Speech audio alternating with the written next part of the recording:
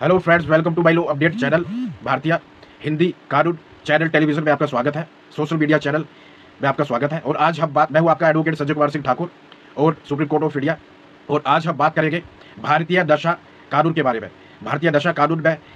या अधिनियम जो है उनके बारे में बात करेंगे कि नशे का चाहे वो व्यापार है, बिजनेस है, ट्रेड है, या फिर उसका जो अवैध अवैध रहता है, इलीगल ऑफेंसेस अपराध आते हैं, उसमें क्रिमिनल ऑफेंसेस, नार्कोटिक ऑफेंसेस और नार्कोटिक क्राइम्स आते हैं, उनके बारे में है यहाँ पर दिया गया है। तो उसके बारे में आज बात करेंगे। इसमें दुनिया भर के अधिनियम, कानून और एक्ट्स कोड्स आते हैं, चाहे वो एनडीपीएस है, चाहे कॉस्मेटिक 1985, चाहे narcotic and cosmetic drug act है 1945, 43, 1963, 62, या एक्साइज कस्टम एक्ट है 1963 और 62, या फिर इन अधिनियमों में अमेंडमेंट है, चाहे फिर वो बीएनएस है, हमारा भारतीय न्याय संहिता जिसको हम इंडियन जस्टिस कोड 2023 कहते हैं, या फिर हमारा सीआरपीसी है जिसको हम इंडियन भारतीय सिटीजन प्रोटेक्शन एक्ट 2023 कहते हैं। और ये जो भारतीय नशा कानून है या भारतीय नार्कोटिक्स जो लॉ है, इसमें जो है हमारा जो अल्कोहल एक्ट है, अल्कोहल का कानून है, अल्कोहल अधिनियम 1962 है, 1895 है, या 2002 है, या बीड़ी धूम्रपान सिगरेट जो अधिनियम है, या बीड़ी धूम्रपान सिगरेट का जो कानून है, या फिर जो हमारा शराब का कानून है, अल्कोहल अधिनियम एक्ट है, चाहे वो शराब और बीड़ी धूम्रपान का व्यापार है या उसके अपराध है, तो वो क्या रहता है, वो इस हमारे ड्रग साइकोट्रोपिक सब्सटेंस एक्ट में वो आता नहीं है। वो अदर नशे के अदर क्लासिफाइड ब्रांचेस या प्रकार में वो आता है, भारतीय नशा कानून के दूसरे प्रकारों में वो आता है। एनडीपीएस या नार्कोटिक जो ड्रग्स और साइकोट्रोपिक सब्सटेंस है, उसके श्रेणी में ये शेड्यूल से लेकर कहीं पर भी नहीं आता है। वो उसका अपना शेड्यूल है, अपनी श्रेणियां है और अपना कानून है, अपना उसका रिहेबिलिटेशन है, और इसका अलग है। ये आता है ड्रग्स और वो होता है अल्कोहल और धूम्रपान, उसका अपना कानून है। फिर यहाँ पर आता है जो एनडीपीएस है। आज हम बात करेंगे एनडीपीएस के बारे में, भारतीय narcotic drugs and psychotropic substance अधिनियम 1985 के बारे में। और इसमें जो दिया गया है, इसमें दिया गया कि जो विषैले, ये जो एनडीपीएस एक्ट है, अधिनियम है,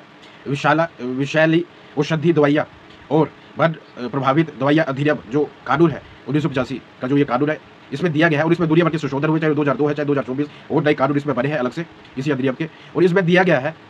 कि जैसे कोई भी ऑफेंडर रहता है, नार्कोटिक ऑफेंडर रहता है या ड्रग ऑफेंडर रहता है, वो अपराध करता है तो उसको सजा दी जाती है। कब वो नार्कोटिक ऑफेंडर होता है, अपराधी होता है, कब वो नार्कोटिक अपराधी या ड्रग अपराधी ही होता है। विषैले दवाइयों का निर्माण जैसे रहता है कि जैसे हम जो नार्कोटिक एनडीपीएस है, इसमें जो प्रोडक्शन है या उगाना है, कल्टीवेशन है, उसको काटना है, या उसका सेल परचेजिंग है, इंपोर्ट एक्सपोर्ट है, या उसका कंजम्पशन है, यूज़ है, उसको खाना पीना है, या उसका बिजनेस व्यापार करना है, या अदर इत्यादि, वो क्या रहता है, कब वो गैर कानूनी होता है और कब वो गैर कानूनी नहीं होता है। कब हम उस नशे के जो ये नशीली दवाइयों का हम व्यापार कर सकते हैं, कब व्यापार नहीं कर सकते हैं, उसके बारे में ये कानून है। कि नार्कोटिक ड्रग्स और साइकोट्रोपिक सब्सटेंसेस जो रहते हैं, इनका हम कब व्यापार कर सकते हैं, कि जैसे कि वो लाइसेंस होना चाहिए। तो भारतीय नशा कानून समझने के लिए पहले हमें अर्थ और परिभाषा समझनी होगी हिंदी में। फिर आता है नार्कोटिक ड्रग्स। जैसे कि होता है, एक होता है जो ड्रग का क्या मतलब होता है, दवाई या औषधि। तो जो नशीला दवाई होती है या नशे की जो औषधि होती है, और वन प्रभावित जो औषधि या दवाई होती है, उसका ये अधिनियम है। उसका अवैध और कब वो वैध, कब वो गैर कानूनी, और कब वो लीगल और इलीगल, लॉफुल और लॉफुल होता है, उसके बारे में है। कि जैसे मेडिसिनल ड्रग वो रहता है जो कि उपचार वाली जो दवाइयाँ होती है, उसको कहते हैं मेडिसिनल ड्रग। लेकिन नार्कोटिक ड्रग वो होता है जिसको कहते हैं विषैला औषधि या विषैला दवाई। तो ये विषैला दवाइयों का अधिनियम है, और इन विषैली दवाइयों का यूज़ किया जाता है उपचारिक मेडिसिनल ड्रग्स को बनाने के लिए। तो उसके लिए इसका यूज़ किया जाता है, तब ये जाके क्या हो जाता है, वैध हो जाता है, लीगल हो जाता है, सर्टिफाइड हो जाता है, लाइसेंस हो जाता है। इसका जितना भी कल्टीवेशन है, व्यापार है, बिजनेस है, कमर्स है, ट्रेड है, इसका इरिगेशन है, इसका उगाना है, इसका उसके लिए जो भी लाइसेंस अथॉरिटीज पर्सन या कंपनियां रहती है, उनके पास ये अधिकार होता है कि वो इसका, चाहे अफीम है, जो रिसोर्सेज रहते हैं, जैसे रिसोर्सेज क्या होते हैं, सोर्सेज क्या होते हैं, उनको ये the bare headings chapter wise of नशा, भारतीय नशा कानून, narcotic drugs and psychotropic substance act 1985, मुख्य बेर अध्याय भारतीय नशा कानून, Indian narcotic act, NDPS narcotic drugs and psychotropic substance act अधिनियम संहिता 1985, ड्रग्स एंड कॉस्मेटिक रूल्स अधिनियम 1945, 1961 एंड 1963। और आज हम बात करेंगे भारतीय नशा कानून 1985 का जो कानून है, भारतीय इंडियन नार्कोटिक अधिनियम कोड एक्ट, भारतीय नशा कानून 1985 एनडीपीएस एक्ट अधिनियम के बारे में, जिसका नाम है, जिसमें आते हैं तीन, पहला अध्याय आता है जिसमें 3 धाराएं सेक्शन आती है। जो पहला प्रथम अध्याय है उसका नाम है प्रिलिमिनरी प्रारंभिकता, और इसमें आती है 3 धाराएं सेक्शन। और इसमें दिया गया है show title, extent, commencement, application. तो शो टाइटल का मतलब है नाम, तो नाम में आता है, इसका नाम है जैसे NDPS narcotic drugs and psychotropic substance act code 1985, और हिंदी में है भारतीय नशीली दवाइयाँ या नशीली औषधियाँ तथा और वन प्रभावी पदार्थ संहिता अधिनियम कानून 1985। इसमें आता है जो पहली धारा है उसमें शो टाइटल नाम, और इसका लागू होता है ये पूरे भारतवर्ष में उन नागरिकों के ऊपर जो कि भारत में है और भारत से बाहर रहते हैं, और जितने भी लोग भारत विदेशों से भारत घूमने आते हैं। और तीसरा ये लागू होता है, और इसका आता है कबैसमेंट। कबैसमेंट इसका 1985 से पूरे भारतवर्ष में ये लागू है सेंट्रल गवर्नमेंट द्वारा। और इस कानून में एक्सटेंट जितने भी नशीली पदार्थ या नशीली दवाइयाँ होती है, नशे की जो दवाइयाँ होती है, उनके बारे में ये कानून है, उनके बारे में यहाँ पर दिया गया है। और दूसरा इसमें आता है फिर अर्थ और परिभाषाएं, मीनिंग एंड डेफिनेशंस। मीनिंग और डेफिनेशन अर्थ और परिभाषा में दिया गया है कि जैसे आता है, अब आता है इसमें अर्थ और परिभाषा में एडिक्ट। एडिक्ट का मतलब होता है जिसको भी नारकोटिक का या नशीला व्यक्ति या जिसे नशे की लत होती है, एडिक्शन होता है नशे का, उसको कहते हैं एडिक्शन। जैसे नशीली दवाइयों का, नशीले पदार्थों का,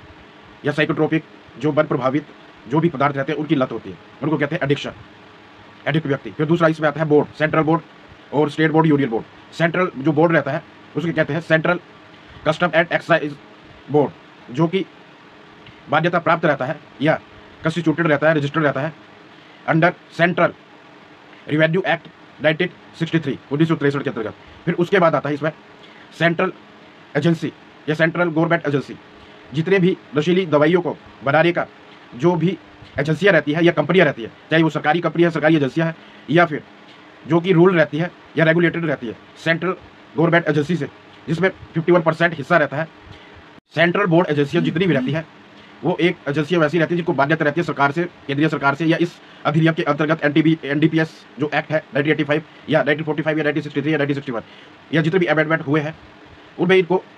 मान्यता रहती है। जैसे कि बद्दी में दवाइयों का, नारकोटिक्स के लिए कुछ परसेंट रहता है कि जितनी भी नशीली दवाइयाँ जो नशीले पदार्थ रहते हैं जहाँ से कुछ परसेंट निकाल के दवाइयाँ बढ़ाई जाती है मेडिसिनल यूज़ के लिए, ना कि नारकोटिक यूज़ के लिए। मेडिसिनल यूज़ के लिए जितने भी ड्रग्स यूज़ किए जाते हैं वो मान्यता प्राप्त रहती है, चाहे वो सरकारी कंपनियाँ हैं चाहे वो प्राइवेट कंपनियाँ हैं। और उनमें जो सरकारी कंपनी रहती है, हमारी सरकार रहती है, सेंट्रल गवर्नमेंट या स्टेट राज्य गवर्नमेंट रहती है, वो 51% उनका हिस्सा रहता है जो कि कर वसूलती है उन दवाइयों की कंपनियों से।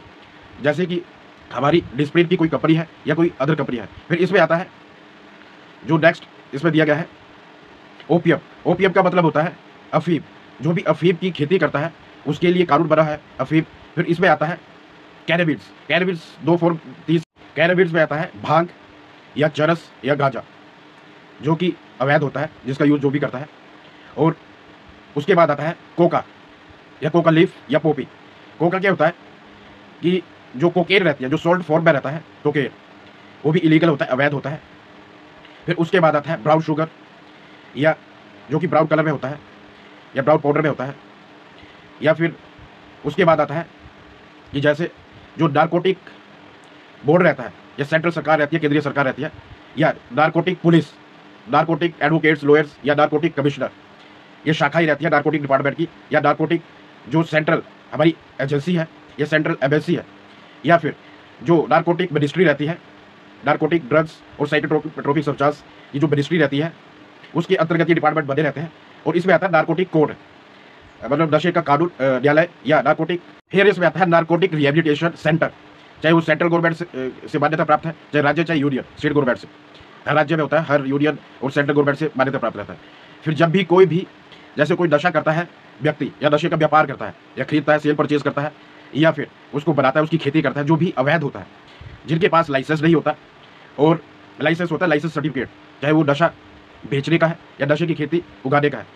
जैसे मैंने कहा सरकारी कंपनियां रहती है सेंट्रल बोर्ड से मान्यता प्राप्त, वैसे ही होता है। फिर इसमें क्या होता है कि जो नारकोटिक पुलिस रहती है या कोई नारकोटिक एडवोकेट्स रहते हैं या कोई प्राइवेट एडवोकेट्स भी रहते हैं, जितने भी व्यापारी रहते हैं, एडवोकेट, लोअर एडवोकेट जो बिजनेसमैन रहते हैं, उनके यहाँ, या कोई नॉर्मल पर्सन भी, क्योंकि ये आपराधिक कानून है, अपराध होता है, अगर उनकी कंप्लेंट करते हैं तो कंप्लेंट करने का जो प्रोसीजर रहता है, प्रोसेस रहता है, प्रक्रिया रहती है, उसके लिए नारकोटिक पुलिस में और नारकोटिक जो कमिश्नर होता है या नारकोटिक जो पुलिस कमिश्नर होता है या नारकोटिक पुलिस होती है, वहाँ पर उनकी कंप्लेंट की जाती है थाने में। नारकोटिक थाना होता है और इनके ऐसे बाहर रहते हैं। ऑनलाइन में भी आप FIR जो रहती है या कंप्लेंट रहती है टू मजिस्ट्रेट, या FIR रहती है, या कोई भी एडवोकेट है उसके पास रहती है, कंप्लेंट कर दी जाती है। कोई भी आम आदमी, जैसे कोई किसी बार गाली गलौज करता है या कोई लड़ाई करता है, वैसे ही होता है नारकोटिक की कंप्लेंट, पुलिस के यहाँ पर इसको करते हैं या मजिस्ट्रेट के यहाँ, किसी एडवोकेट के यहाँ पर। फिर इसमें FIR करी जाती है। FIR होने के बाद पुलिस जो रहती है विद इन 24 घंटे के अंदर जो भी व्यक्ति पकड़ा गया होता है उसका मेडिकल बनाते हैं, नारकोटिक मेडिकल होता है। वो मेडिकल बनाने के बाद, उस मेडिकल में बनाने के बाद उसको मजिस्ट्रेट या नारकोटिक कोर्ट में उसको प्रस्तुत किया जाता है, और वहाँ पर उसके जितने भी एविडेंस है वो वहाँ पर लगाए जाते हैं। जैसे कि पहला एविडेंस रहता है हमारा मेन, जो कि होता है नारकोटिक मेडिकल, और वो मेडिकल अगर प्रूव हो जाता है तो फिर उसको सरकारी रिहैब रहता है वहाँ पर उसको भेज दिया जाता है, या फिर जो नारकोटिक मैजिस्ट्रेट रहता है वो उसको सुनवाई का मौका पूरा उनको दिया जाता है, जैसे कि अदर अपराधियों को दिया जाता है। और वहाँ पर सुनवाई होने के बाद उसका वकील अगर चाहे तो अलग से, जो कि पुलिस हो सकता है जो पुलिस ने उसका मेडिकल बनाया हो, वो घूस खाकर गलत मेडिकल उसका बनाया हो, या उसमें उसको नशा डालकर इंजेक्शन डोप कर जब तक कोर्ट में ये प्रूव नहीं हो जाता है, नारकोटिक कोर्ट में मैजिस्ट्रेट के यहाँ पर प्रूव नहीं हो जाता है, जो भी व्यक्ति जिस पर चार्जेस लगे हुए हैं, आरोप लगे हुए हैं कि वो नशा करता है या नशे का व्यापार करता है,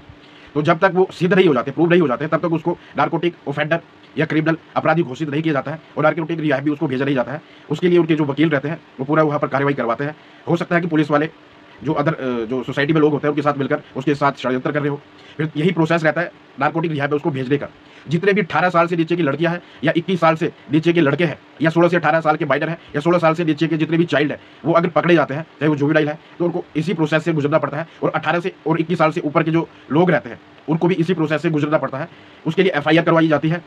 और कोई भी किसी भी व्यक्ति को अपनी इच्छा और स्वेच्छा से कहीं पर भी, चाहे वो उसके पेरेंट्स हैं, अगर वो 21 साल से ऊपर हो चुका है या 18 साल से ऊपर हो चुकी है, तो उसके पेरेंट्स भी उसको रिहैबिलिटेशन सेंटर में भिजवा नहीं सकते हैं। जैसे कि पेरेंट्स शादी नहीं करवा सकते उनकी इच्छा के विरुद्ध, कानूनी उसका प्रक्रिया रहता है। और अगर आपको कोई भी प्राइवेट रिहैब वाला कोई भी व्यक्ति पकड़ कर ले जाता है, प्राइवेट रिहैब वाला, चाहे वो पुलिस वाला है या प्राइवेट रिहैब वाला है, और वहाँ पर जाके डाल देता है कोर्ट की प्रक्रियाओं के बगैर, तो उसको दंड या सजा मिलती है। जैसे कि मैंने बताया 2 साल से लेकर 7 साल तक की उसको सजा दी जा सकती है। हो सकता है वो उसके साथ कोई षड्यंत्र कर रहे हो लोग मिलकर, वहाँ पर प्राइवेट रिहैब है या प्राइवेट रिहैब में डिटेंशन करके उसको मतलब वहाँ पर रोक कर और वहाँ पर उसको इंजेक्शन के थ्रू या उसको खाना जो रहता है उसमें, या जो पीना रहता है कोई भी, चाहे वो जूस है चाहे पानी है, उसमें उसको नशीले पदार्थ, साइकोट्रोपिक जो सब्सटेंस रहते हैं या जो पदार्थ रहते हैं उनको वो पिला सकता है, खिला सकता है, डोप कर सकता है, और उसका मेडिकल नकली बनवा सकता है जिसमें कि उसको उसके मेडिकल में नशा आए। क्योंकि नारकोटिक जो मेडिकल होता है वो नारकोटिक एक्सपर्ट द्वारा, डॉक्टर्स द्वारा बनाया जाता है, और सरकारी प्रक्रिया जो कोर्ट का न्यायालय की प्रक्रिया उससे गुजरना पड़ता है, और उसमें 1% आता है और 0.0% आता है किसी भी नशे का, चाहे वो सिगरेट है, बीड़ी है, शराब है, या फिर भंग है, चरस है, अदर साइकोट्रोपिक सब्सटेंस है, उन सब का वहाँ पर हर %। क्योंकि जो मेडिकल होता है, नारकोटिक मेडिकल होता है जो कि कोर्ट न्यायालय द्वारा बनवाया जाता है, उसमें और जो कानून बना हुआ शेड्यूल में भी दिया गया है, उसमें प्रतिशत रखा गया है कि अगर किसी व्यक्ति के शरीर में, जैसे कि शराब पीना या सिगरेट पीना, बीड़ी पीना कोई अवैध नहीं है, लेकिन उसके अलावा जितने भी नारकोटिक ड्रग्स है या औषधियाँ है, पदार्थ है, चाहे वो मन प्रभावी पदार्थ है, उनका यूज़ करते हैं और उनका परसेंटेज वहाँ पर उस परसेंटेज को जो कि शेड्यूल में दिया गया है उसको पार कर लेता है, तब उनको रिहैब भेजा जाता है, नहीं तो नहीं भेजा जाता है। ये यहाँ पर दिया गया है। और दूसरा क्या होता है कि जैसे कोई किसी को इंजेक्शन लगा के, खिला के, पिला के भी अगर नशा उसके शरीर में डालता है, तो सारा वो मेडिकल रिपोर्ट में आ जाता है कि इसको जो नशा है इंजेक्शन के थ्रू या खिला के किसी भी खाने में है या पिला के, किसी भी जूस में, पानी में पिला के उसको किया गया है, कितने दिन पहले, कितने घंटे पहले, कितने मिनट पहले, कितने महीने पहले, वो सारा मेडिकल रिपोर्ट में आ जाता है जो भी नारकोटिक मेडिकल रहता है। और अगर वो हैबिचुअल है, उसका नशा करता है, तो भी आ जाता है कि वो खुद पीता है और खुद करता है, उसका भी उसमें पूरी प्रक्रिया रहती है। फिर आता है इसमें excluding and adding of psychotropic substance. Central government की पावर रहती है, शक्ति रहती है कि कौन सा जो नशा है उसको। नेक्स्ट आता है चैप्टर 2 अध्याय 2 जो कि दिया गया है धारा 4 से लेकर 7 तक, जिसमें कुल मिला के 4 धाराएं दी गई है। और जो इन धाराओं में दिया गया है, जो ऑफिसर्स रहते हैं या अधिकारी रहते हैं या फिर जो अथॉरिटीज़ रहती है, सत्ता जो रहती है, उसके बारे में दिया गया है कि जैसे जो नारकोटिक अब्यूज़ रहता है या नारकोटिक या ड्रग अब्यूज़ रहता है, मतलब दवाइयों का दुरुपयोग जो किया जाता है या फिर जो दवाइयों का दुरुपयोग किया जाता है एज ए नशा, नशीले पदार्थ के रूप में उनको उपयोग में लाया जाता है, यूज़ किया जाता है, कंज्यूम किया जाता है, खाया पिया जाता है, उनके बारे में है। और नारकोटिक ट्रैफिक है या ड्रग ट्रैफिक है, उसके बारे में दिया गया है। ये जो यातायात प्रबंधन रहता है या जो नारकोटिक ट्रैफिक या नारकोटिक इलेक्ट ट्रैफिक रहता है, जो विवादात्मक जो ट्रैफिक रहता है या यातायात रहता है, विवादात्मक यातायात से मतलब है कि जो दवाइयाँ हैं उनका जो उपयोग है, जो ट्रांसपोर्ट है अवैध तरीके से कराया जाता है, या फिर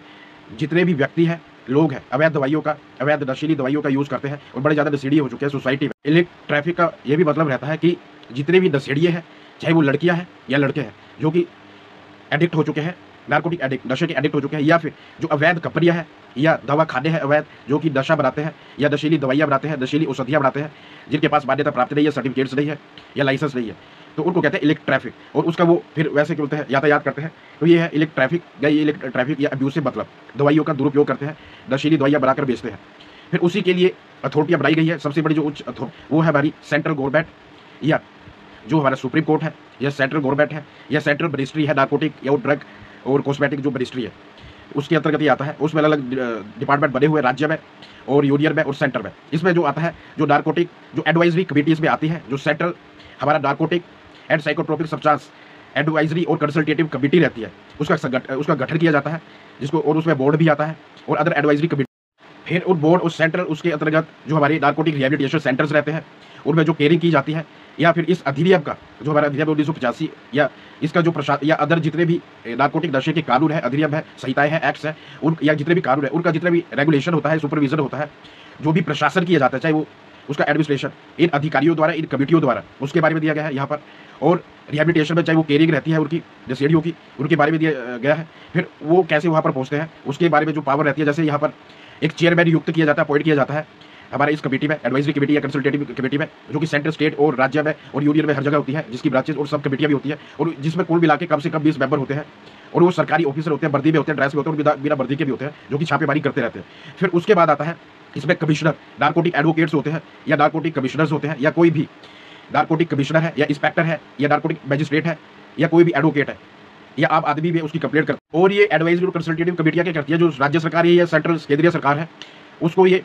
टाइम पर समय पर उनको कंसल्ट करती रहती है, एडवाइस करती रहती है और बताती रहती है कि क्या चल रहा है नशे के व्यापार या नशे का जो भी कानून है उस पर क्या चल रहा है पूरी सोसाइटी में, पूरे इंडिया में। और उसी से रिलेटेड फिर वो कानून बनाते हैं, नए नए कानून बनाते हैं और नए नए उसके लिए प्रावधान बनाए जाते हैं। उसके बारे में यहाँ पर दिया गया था। अगला आता है अध्याय 2A। इसमें दिया गया है धारा जो आती है 7वीं धारा दी गई है, जिसमें 7A और 7B दो क्लोजेस में दिया गया है। इसमें दिया गया है national fund for the control and prevention of drug abuse. जो नशे की बीमारी है सोसाइटी में चल रही है, या जितने भी नशे की बीमारी है या नशीली दवाइयों की जो बीमारी है पूरी सोसाइटी में चल रही है या भारत में चल रही है, उससे रिलेटेड ये नेशनल फंड बनाया जाता है, जो कि इन दो क्लोजेस में दिया गया है। यहाँ पर दिया गया है कि यहाँ पर जो सेंट्रल गवर्नमेंट है इस अधिनियम के प्रशासन के लिए और इस चैप्टर के जो धारा है 7A और 7B, इस दोनों क्लोजेस के उपखंडों के प्रभाव के लिए अपना एक गवर्निंग बॉडी बनाएगा, जिसका नाम होगा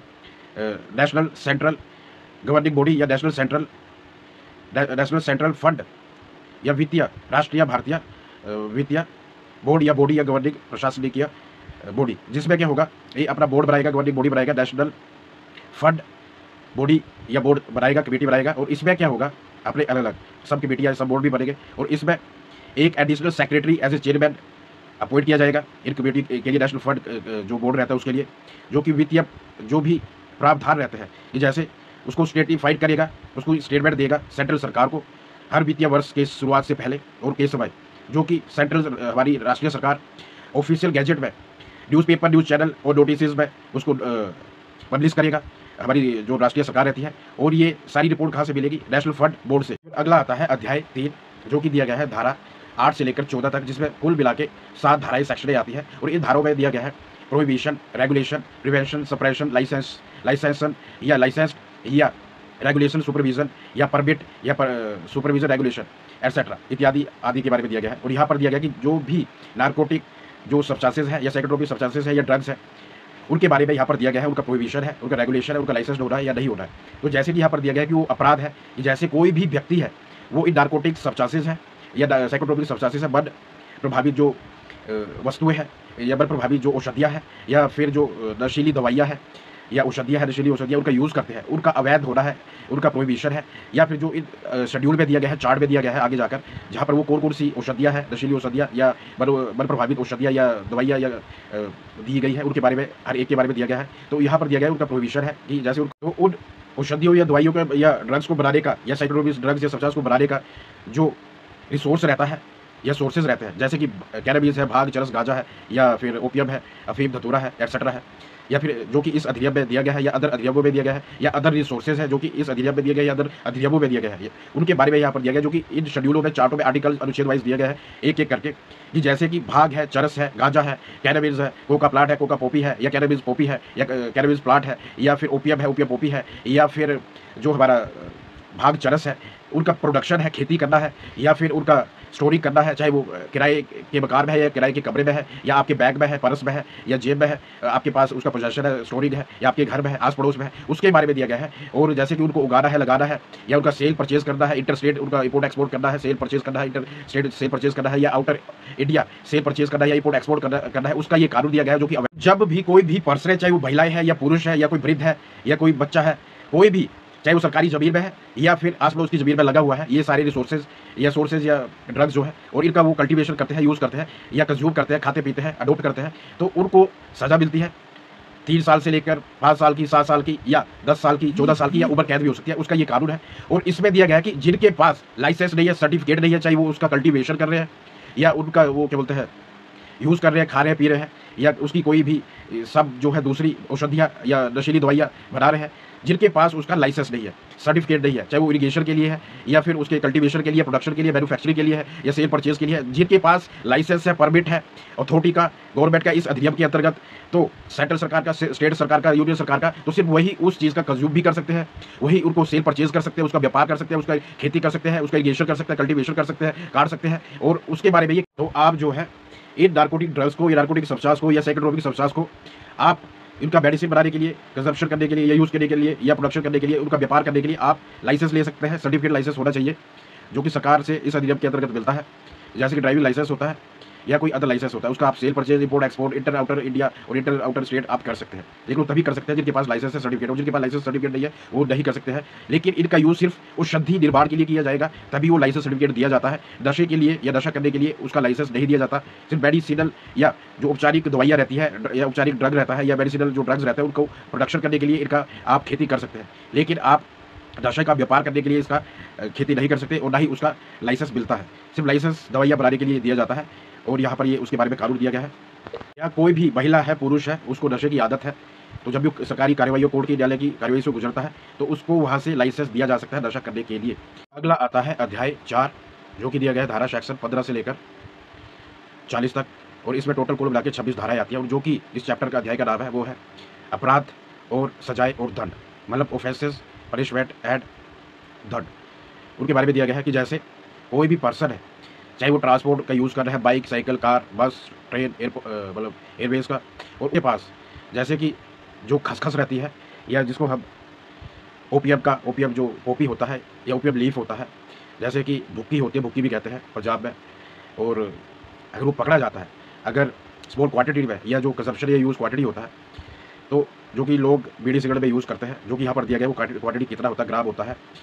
या कितना होता है, तो उसकी सज़ा है 1 साल और 10,000 रुपये का फाइन। लेकिन वह क्या होता है, स्मॉल क्वांटिटी से ज़्यादा होता है, कंजप्शन क्वांटिटी से ज़्यादा होता है और कमर्शियल क्वांटिटी से कम होता है, तो 10 साल की सज़ा होती है और 1 लाख रुपये का फाइन। चाहे वो फिर अफीम है, भंग है, चरस है, गांजा है या कोकेन है या कोई अदर नारकोटिक ड्रग्स या साइकोट्रोपिक सब्सटेंस है, वो अगर स्मॉल क्वांटिटी या कंजप्शन क्वांटिटी में मिलता है तो 1 साल की सज़ा है और उसमें 10,000 रुपये का फाइन है। और कमर्शियल से कम और इस क्वांटिटी से के बिटवीन मिलता है तो उसमें 10 साल की सज़ा है, और कमर्शियल क्वांटिटी के बराबर या उससे अधिक मिलता है तो 10 साल से लेकर 20 साल तक की सज़ा है, और 2 लाख से लेकर 10 लाख रुपए और ज़्यादा भी हो सकता है, 50 या 1 करोड़ रुपए फाइन भी हो सकता है, वो उसमें सज़ा दी गई, चाहे वो भाग्य, चरस है, धतूरा है, अफीम है, जो मर्जी है। फिर चाहे वो अपराध, अभी अपराध दिया गया है उसका, या तो वो सेल परचेज करते हैं या उनके किराए के कमरे में मिलता है, बाइक स्कूटी में मिलता है, गाड़ी में मिलता है, बस में मिलता है, या उनके घर में मिलता है, या फिर वो उसका प्रोडक्शन करते हैं, या फिर वो उसका मैन्युफैक्चरिंग करते हैं, कल्टीवेशन करते हैं, स्टोरिंग करते हैं, सेलिंग परचेजिंग करते हैं, या फिर इंपोर्ट एक्सपोर्ट करते हैं, आउटर इंटर इंडिया या फिर इंटर आउटर स्टेट या फिर इंटर स्टेट में किसी को बेचते हैं, तो उसकी ये सज़ा है 1 साल की, 10 साल की, 20 साल की। और अगर वो किसी को भड़काते हैं, बैट करते हैं, इंस्टिगेट करते हैं, तो उसके लिए उनको मौत की सज़ा भी होती है, या कमीशन ऑफ ऑफेंस करते हैं, या नारकोटिक ऑफेंस, बैट या इंस्टिगेशन या कमीशन ऑफ ऑफेंस या commit to commission of offence या कमिट टू अबेटमेंट या commit to commission of abetment, instigation, ऐसे ये अपराध करते हैं, ये बार-बार करते हैं, या कई सारे अपराध करते हैं, ये बड़ी ज़्यादा उसमें क्वांटिटी में उसका कवर्स करते हैं। ये जैसे 1 किलो कोकेन या 500 कोकेन, 1 किलो ओपियम वो अपने पास, उनके पास पकड़ी जाती है कहीं भी पर भी, जो नहीं है कि वो ट्रांसपोर्ट में ही, उनके घर में भी, किराए के रूप में, उनकी जेब में भी। अगर 1 किलो ओपियम, जिसको हम कहते हैं अफीम, पकड़ी जाती है, या 500 ग्राम कोकेन पकड़ी जाती है, या चिट्टा पकड़ा जाता है, या फिर ब्राउन शुगर पकड़ी जाती है 500 ग्राम, या LSD पकड़ा जाता है, या मॉर्फिन पकड़ा जाता है, या अदर जो भी यहाँ पर शेड्यूल में स्पेसिफाइड है, कौन से सोर्सेज है या मैन्युफैक्चर्ड ड्रग्स है, अगर वो पकड़े जाते हैं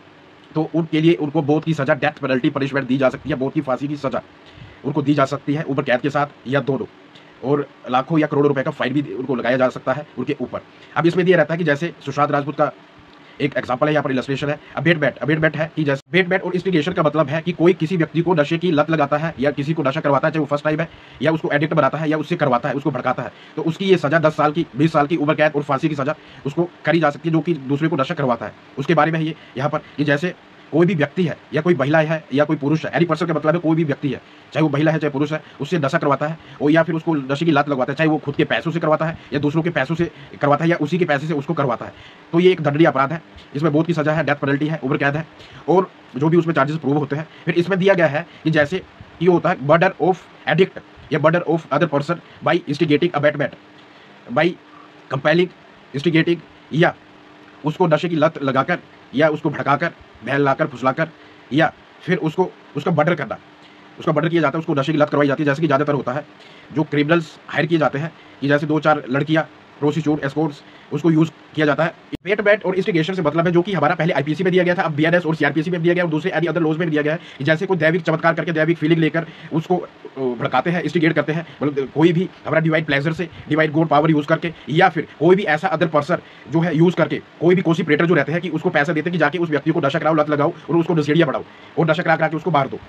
ऐसा वो करवाते हैं, हैवी डोजेस के नशे करवाते हैं। तो वो क्या करते हैं, इनडायरेक्टली और डायरेक्टली क्या करते हैं, मर्डर करवाते हैं, हायर करवा के, चाहे वो प्रोस्टिट्यूट्स है, चाहे कोई लड़कियां है, खुलसारियां या वैश्याएं हैं, या कोई रंडुए हैं जो प्रोस्टिट्यूट्स रहते हैं कि किसी महिला को मार दो या किसी पुरुष को, कैसे नशा का एडिक्ट, नशे का अत्याचार उसके ऊपर करते हैं, नशा उससे करवाते हैं, खाने में पीने में डूब करके, उसको बहला के फुसला के, इंस्टिगेट करके दूसरे व्यक्ति। तो ये एक दंडनीय अपराध है, इसमें उम्र कैद से लेकर फांसी की सजा है। चाहे जैसे होता है कोई दूसरा व्यक्ति होता है, फॉर एग्जाम्पल यहाँ पर जैसे अभी पीछे संजू बाबा मूवी भी आई थी, उसमें भी जो संजय दत्त को रहता है, उसका कोई फ्रेंड रहता है, उसके पैसों से या अपने पैसों से उसको नशा करवाता था ताकि वो उसको नशेड़ियां बना दे या बरवा दे या उसको जेल पहुंचा दे। लेकिन उसमें संजय दत्त को जेल की सजा होती है आर्म एक्ट में, टाडा में। लेकिन जो दूसरा नशे का ये हमारा एनडीपीएस है, उसमें उसको सजा नहीं मिलती है। लेकिन उसमें जो ऑफेंडर अपराधी होता है, उसका वो फ्रेंड जो रहता है, जो कि उससे नशा करवाता है, उसको लत लगवाता है और अपने आप जो है चीनी शुगर कुछ वैसे पाउडर खाता है और उसको वैसे डोजेस करवाता है नशा, चाहे उसके पैसों से, चाहे अपने पैसों से, चाहे उसके फैमिली के जो एनिमीज रहते हैं उनके पैसों से। तो ये ऐसे अपराध है दुनिया भर कैसे चलते केस लॉज, यहाँ पर अदर भी है जो कि आगे केस लॉज आपको बाई AIR और बाई उससे आते रहेंगे उनके एग्जाम्पल।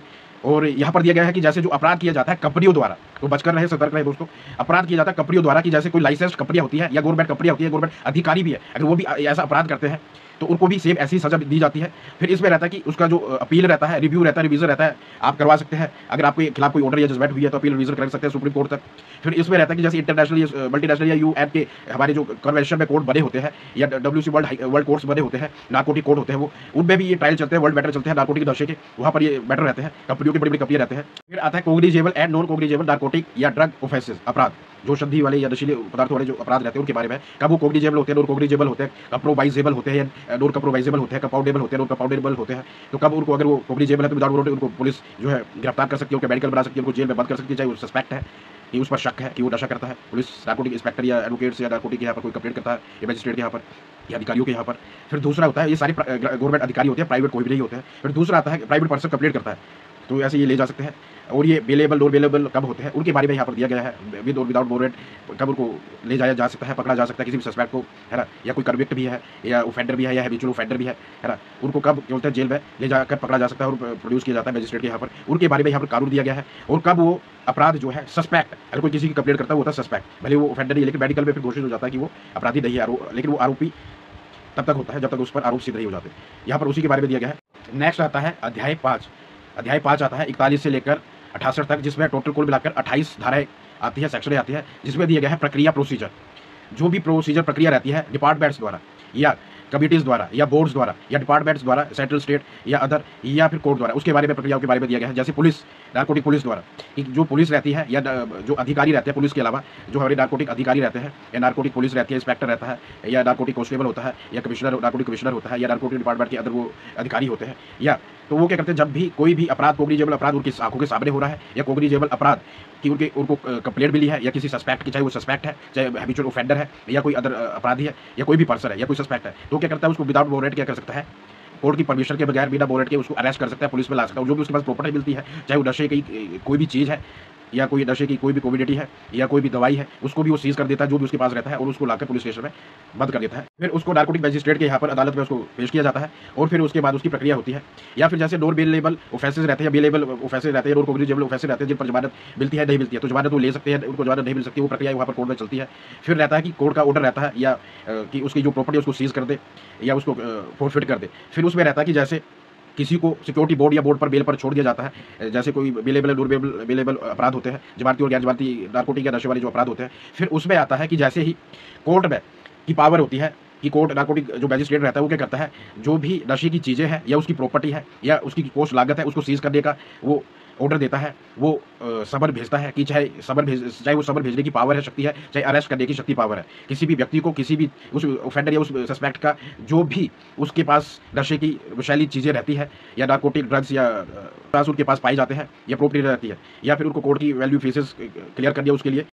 फिर चाहे वो कंपनियां हैं, सरकारी कंपनियां, चाहे प्राइवेट कंपनियां, चाहे उनके अधिकारी हैं, उनको पकड़ कर ले जा सकते हैं और उनके ऊपर कार्रवाई करवाई जा सकती है। फिर इसमें आता है चाहे वो सेंट्रल बोर्ड है या फिर हमारा जो वित्तीय बोर्ड है या फिर हमारा जो एक्साइज और कस्टम डिपार्टमेंट है या रेवेन्यू डिपार्टमेंट के अधिकारी है या ऑफिसर्स है या फिर लोक सेवक है या फिर हमारे आर्म फोर्सेज के या फिर हमारे जो एयर फोर्सेज के, नेवी फोर्सेज के या पैरा नेवी एयर फोर्सेज के, पैरा डिफेंस के जितने भी अधिकारी हैं किसी भी रैंक के, उनके ऊपर भी उनको अरेस्ट कर लिया जाता है, उनके ऊपर कार्रवाई होती है, उनको कोर्ट में प्रोड्यूस किया जाता है या फिर वो नशेड़िए निकलते हैं तो उनको सस्पेंड कर दिया जाता है या डिसमिस कर दिया जाता है, भले ही वो रिटायर्ड है चाहे अनरिटायर्ड है, और उनके ऊपर कोर्ट मार्शल भी होता है और नारकोटिक कमिश्नर, नारकोटिक डिपार्टमेंट के जो अधिकारी होते हैं उनके ऊपर कार्रवाई करते हैं। जो भी नारकोटिक आर्मी में या एयरफोर्स में, नेवी में या नारकोटिक कोर्ट जितने भी आते हैं, चाहे इंटरनेशनल, चाहे मल्टीनेशनल, ग्लोबल है, चाहे वर्ल्ड जो हाई कोर्ट है, वर्ल्ड कोर्ट्स है, उनमें वर्ल्ड हेल्थ ऑर्गेनाइजेशन के केसेस चलते हैं, वर्ल्ड आर्मी के केसेस चलते हैं, जो भी कॉर्पोरेशन में उनका कॉर्पोरेशन रहता है इंटरनेशनल, अंतर्राष्ट्रीय, फिर उनको आर्मी के जो रिहेबिलिटेशन सेंटर होते हैं एयरफोर्स या नेवी के, वहां पर उनको डाल दिया जाता है। आर्मी के रिटायर्ड है, चाहे इन अधिकारियों को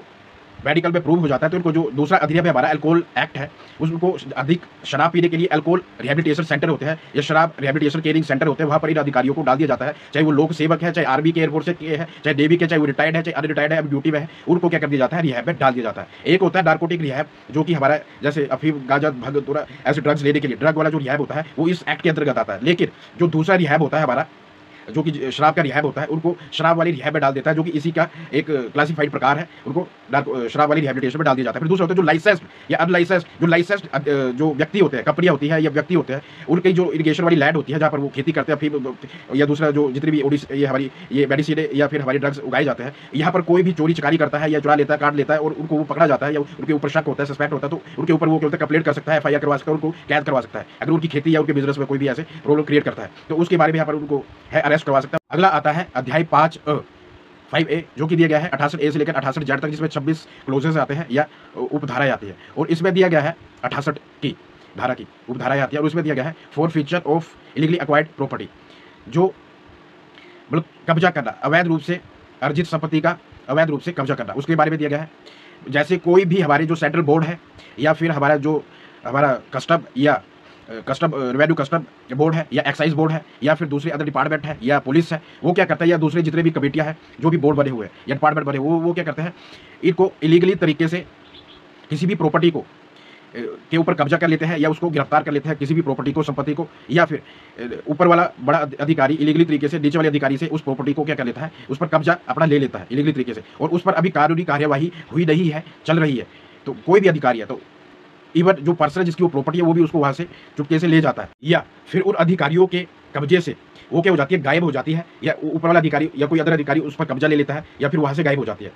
चाहे वो थोड़ी सी क्वांटिटी है चाहे ज़्यादा क्वांटिटी। प्रॉपर्टी का मतलब है भाग, चरस, नारकोटिक ड्रग्स और साइकोट्रोपिक सब्सटेंस जितने भी रहते हैं, इनका मतलब है प्रॉपर्टी, या फिर उससे कमाया गया धन उन प्रॉपर्टी से या उनके इलीगल व्यापार से कमाया हुआ धन वहां से गायब हो जाता है। तो उन अधिकारियों को क्या किया जाता है, या कोई अदर पर्सन भी है, चाहे वो अधिकारी भी नहीं है, 5 साल की सजा होती है और 2 लाख रुपए से लेकर बाकी जो प्रॉपर्टी की वैल्यू है उसके हिसाब से उसका फाइन पेनल्टी उनके ऊपर लगाया जाता है, सस्पेंड कर दिया जाता है या डिसमिस कर दिया जाता है, और उनके ऊपर कार्रवाई होती है और 5 साल की सजा होती है, और बाकी अदर प्रोसीजर इसमें किए जाते हैं, उसके बारे में दिया गया है। फिर बाकी चाहे वो उसमें अपने लिए अपील कर सकते हैं, रिवीजन रिव्यू करवा सकते हैं, उनके अगेंस्ट में अधिकारियों के अगेंस्ट में कोई भी जजमेंट ऑर्डर दिया गया है कोर्ट के द्वारा, न्यायालय के द्वारा, क्योंकि ज़्यादातर यही होता है, अधिकारी गायब कर देते हैं, चाहे वो ड्रग का कोई भी भाग होता है चाहे। लेकिन इस अधिनियम में शराब वाला कानून नहीं आता, शराब वाला कानून नहीं आता है। लेकिन जो दूसरा हमारा शराब वाला अधिनियम है, एक्ट है, कानून है, उसमें फिर आता है अगला अध्याय 6वां, जो कि दिया गया है धारा सेक्शन 69 से लेकर 83 तक, जिसमें कुल मिला के 15 धाराएं आती है, और जिसमें दिया गया है मिश्रण या सबमिश्रण मिसलेनियस, यहाँ पर प्रोविजन दिए गए हैं, धाराएं दी गई है। और इसमें दिया गया है कि जैसे जो सेंट्रल गवर्नमेंट है या स्टेट गवर्नमेंट है, यूनियन गवर्नमेंट है, या फिर वो चाहे तो अपने तरीके से इस अधिनियम और दूसरे अधिनियमों जो कि नारकोटिक अधिनियम है या ड्रग अधिनियम है, उनके अंतर्गत नारकोटिक ड्रग साइकोट्रोपिक सब्सटेंस अधिनियम कानून बना सकती है, चाहे वो फिर ड्रग कॉस्मेटिक अधिनियम है उस पर कानून बना सकते हैं, नारकोटिक नशे के लिए कोई भी कानून। फिर दूसरा दिया गया कि जैसे पुलिस रहती है या फिर अधिकारी रहते हैं, उनके यहाँ पर कोई कंप्लेंट करता है, सरकारी अधिकारी जो होते हैं नारकोटिक्स के, या फिर नारकोटिक पुलिस रहती है, या फिर कोई नारकोटिक एडवोकेट्स रहता है, तो वो क्या कर सकते हैं, उनको, या मजिस्ट्रेट रहता है, उनको गिरफ्तार करवा सकते हैं, चाहे वो सस्पेक्ट है, और उसकी पूछताछ कर सकते हैं और उसको ले जाकर उसका मेडिकल बनवा कर उसको प्रोड्यूस कर सकते हैं। अगर मेडिकल में आता है कि जैसे पुलिस वाले के यहाँ पर, तो उसको कोर्ट ले जाया जाएगा। नारकोटिक में नहीं आता। नारकोटिक मेडिकल, नारकोटिक पुलिस या एडवोकेट, मजिस्ट्रेट या अधिकारी किसी का भी बना और बनवा सकते हैं। लेकिन अगर वहाँ पर मेडिकल में आता है कि उसके शरीर में जो परसेंटेज, जो क्वांटिटी बाई शेड्यूल दिया गया है अधिनियमों में, अगर उतना नहीं मिलता है तो उसको छोड़ दिया जाता है कि भाई वो नशेड़ी नहीं है या वो नशा नहीं करता है। जैसे कि यहाँ पर ड्रग्स से रिलेटेड है, तो उनको क्या कर दिया जाता है, रिलीज कर दिया जाता है पुलिस स्टेशन से। फिर उनको मेडिकल के साथ प्रोड्यूस या उनको अपना खुद का वकील करने का जो रहता है कि अब मेडिकल में आया है पुलिस के यहाँ पर कि उसके शरीर में नशा है, वो नशेड़ी है, तो उसको फिर जैसे बाकी क्रिमिनल कार्रवाई में होता है या सिविल कार्रवाई में अपना वकील करने की पावर होती है, वैसे वो कर सकता है। या फिर उसके पास कोग्निजेबल ऑफेंसेस में पकड़ा गया है विदाउट वारंट जो है, तो उससे रिलेटेड प्रावधान वो दिए गए हैं। फिर जैसा रहता है कस्टमरी रहता है या एक्साइज वाला रहता है, नारकोटिक कस्टम और एक्साइज का रहता है, या फिर अदर लोकल लॉज रहती है, other state law union laws रहती है जो कि उसको रिप्लेस करती है। या फिर हमारा जो दूसरा आता है